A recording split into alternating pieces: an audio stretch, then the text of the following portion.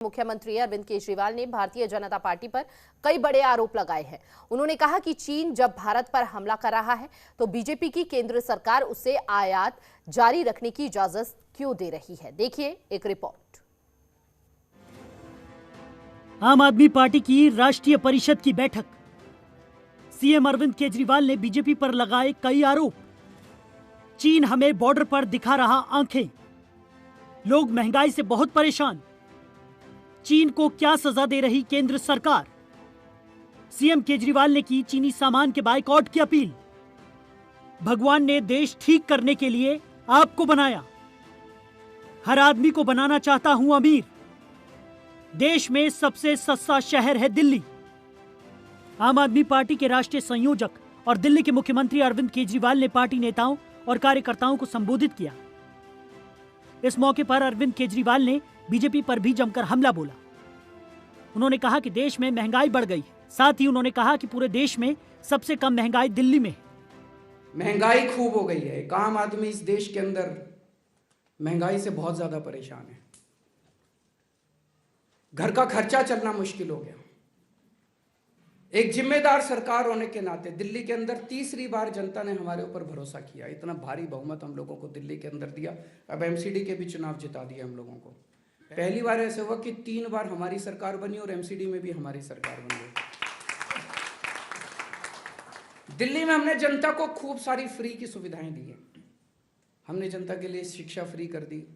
हमने जनता के लिए हॉस्पिटल फ्री कर दिए। घर में किसी के कोई बीमार हो जाए तो उसका सारा इलाज फ्री कर दिया। हमने बिजली फ्री कर दी। हमने पानी फ्री कर दिया। तीर्थ यात्रा पे लेके जाते हैं लोगों को। इस वजह से आपको जान के बड़ी खुशी होगी, ये डेटा मैं नहीं दे रहा, केंद्र सरकार की एक रिपोर्ट आई है। उस रिपोर्ट के मुताबिक पूरे देश में महंगाई की दर 7.4% है।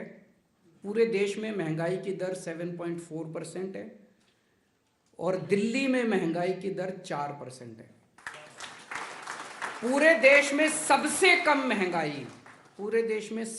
महंगाई दिल्ली में है। ये मैं नहीं कह रहा, केंद्र सरकार की रिपोर्ट कह रही है। मुख्यमंत्री अरविंद केजरीवाल ने कहा कि मैं लोगों से चीनी सामान का बायकॉट करने की अपील करता हूं। हम भारतीय सामान खरीदेंगे, भले ही उनकी कीमत दोगुनी क्यों ना हो।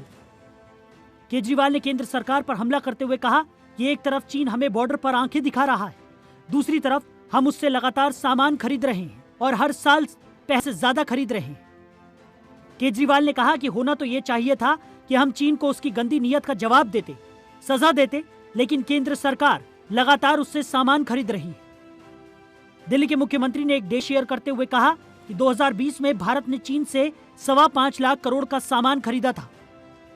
अगले साल ये खरीद 7.5 लाख करोड़ की हो गई। और हम अपने देश में क्यों नहीं बना रहे माल? चप्पलें बना सकते हैं, खिलौने बना सकते हैं, चश्मे बना सकते हैं, कपड़े बना सकते हैं। जो माल मैं लिस्ट देख रहा था, सारा माल जो चाइना से आया है। और मैंने कई आर्टिकल्स पढ़े, अखबारों में खबर छपी है कि 90% से ज्यादा माल जो चाइना से हम मंगवा रहे हैं, ये सारा का सारा माल इंडिया बन सकता है। इंडिया में क्यों नहीं बनाते? इंडिया में इन्होंने हमारे देश के लोगों की हालत इतनी पतली कर दी कि बड़े बड़े उद्योगपति अब देश छोड़ के जा रहे हैं। बता रहे हैं पिछले 5-7 साल के अंदर 12.5 लाख लोग भारत छोड़ के चले गए। किसी के पीछे ईडी छोड़ देते हैं, किसी के पीछे सीबीआई छोड़ देते हैं, किसी के पीछे किसी को काम ही नहीं करने देते। इंडियंस को तो तुम भगा रहे हो सबको इंडिया से, और चाइना वालों को गले लगा रहे हो, झूला झुलाते हो चाइना वालों को बुला के। अरे शर्म कर लो थोड़ी सी। सीएम केजरीवाल ने कहा कि यह साल हमारे लिए बहुत अच्छा रहा। पंजाब जीते, एमसीडी जीते, गोवा में 2 एमएलए नेशनल पार्टी बने। पहली बार में गुजरात में 14% वोट शेयर के साथ 5 एमएलए भी आपके बने। एक व्यक्ति ने मुझे कहा कि गुजरात में तो आप बैल से दूध निकाल कर ले आए। पिछले 1 साल में हम पंजाब का चुनाव जीते। पंजाब का चुनाव जीतने पे आप सब लोगों को बहुत बहुत बधाई। पंजाब की जनता का बहुत बहुत शुक्रिया। भगवंत मान को सीएम बनने का बहुत बहुत बधाई। गोवा में हमारे 2 एमएलएज बने, उन दोनों एमएलएज को बहुत बहुत बधाई। अभी गुजरात के चुनाव में अभूतपूर्व सफलता मिली हम लोगों को, शानदार सफलता मिली। अभी कुछ दिन पहले गुजरात के सिलसिले में एक व्यक्ति ने मुझे कहा कि गुजरात में तो आप बैल से दूध निकाल के ले आए, इतना मुश्किल था। केजरीवाल ने कहा कि आम आदमी पार्टी बदलाव लाने और भारत को एक ऐसा राष्ट्र बनाने का वाहन है जहां कोई भी धर्म और जाति के नाम पर न लड़े। आप 10 साल में राष्ट्रीय दल का दर्जा हासिल करने वाली इकलौती पार्टी है। 2027 में हम गुजरात में सरकार बनाएंगे। ब्यूरो रिपोर्ट, जनतंत्र टीवी।